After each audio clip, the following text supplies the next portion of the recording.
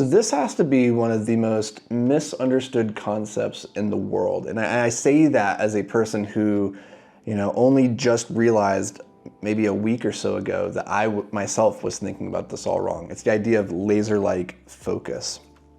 See, when most of us think about this idea of unleashing laser-like focus, we think about this small concentration of light that's focused on a particular spot. This powerful amplification of light, or maybe focus, if we're using that example, it's capable of incredible things. Like you can cut through metal or a pesky to-do list with a tight enough beam of light.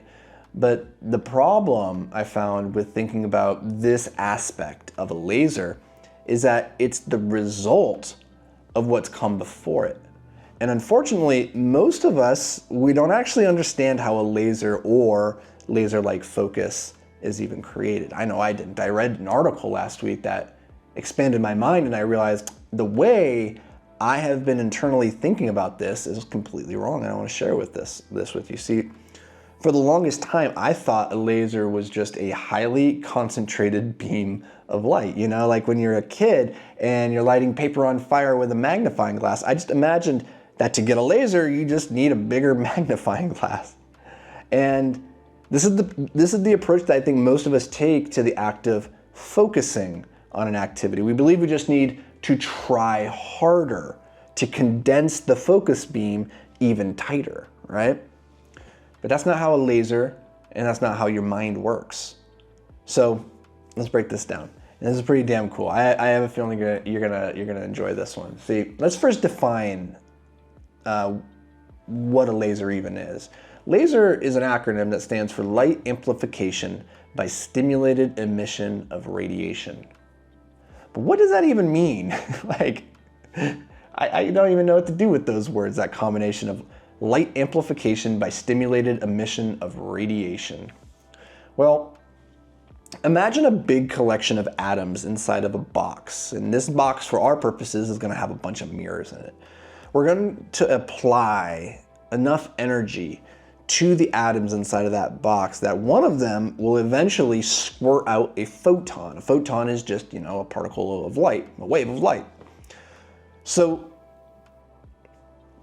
I'm not going to get into the details of why it is that all the other atoms become what's known as coherent. That is, they all start to copycat. As soon as that first atom squirts out the photon, all the other atoms follow suit. We're not going to get into the details of that.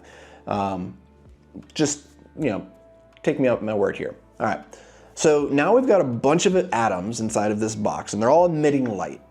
But instead of letting that light escape from the box, we're gonna trap it between the mirrors in the box, and we're gonna let that light, that energy, bounce back and forth through the atoms over and over and over again. And this energy, it's going to continually stimulate those atoms to emit even more light. So the energy that we pumped into the system it gets the atoms to squirt out photons. Those photons blast around, creating more energy within the atoms that gets them to put out more photons, so on, so forth. And now all we have to do is open a little hole in our box and we let out a stream of coherent light. And that's what we call a laser beam. It's pretty cool. Okay, so what exactly does this have to do with the concept of unleashing laser-like focus? Well, instead of thinking of focus as the result of concentrating harder, the better way to think about it is, how do we design our lives in a way that maximizes and directs the flow of our energy towards our desired result? Right? How do we create an environment around us, like that box of mirrors, where our energy, we're pumping it in, and it's creating more energy, and it's reverberating around, and it's creating even more energy, and then we can focus that by just unleashing the box. So there's two parts to this equation. Number one is maximizing the energy that we're able to pump into these atoms.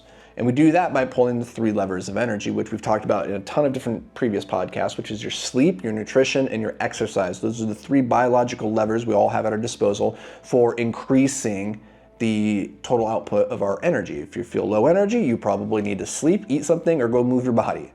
Now, once we have maximized our energy, the second part of the equation is that we have to direct that energy.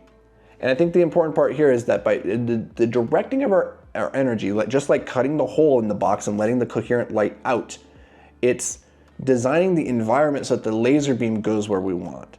It's not taking the laser beam like from the atoms themselves and trying to manipulate this cloud of atoms to move and refocus the light in a different direction. I think that's a lot of times how we treat our chaotic mind when it comes to the active focus.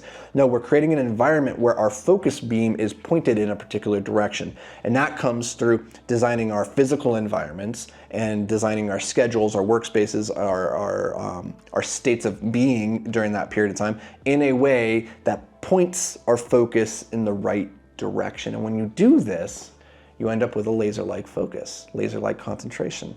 And I find this framework to be very, very helpful as a way of thinking about my own chaotic mind and how I can get the most out of it by singling in and focusing on the task in front of me. So hopefully you found this valuable. Hope you found this interesting. If you want more ideas and tips and tricks on how to do this, make sure that you subscribe to the podcast. If you think there's somebody in your life that would get value from this message, do me a favor, share it with them. This podcast only grows by word of mouth. We don't pay for any ads or anything like that. So the only way we can get this to spread and grow and to help more people is if you just take a moment and you share it with them. And that would mean the world to me, truly it would. So I appreciate you being here. We'll catch you in the next episode. But until then, stay hyper-focused, my friend.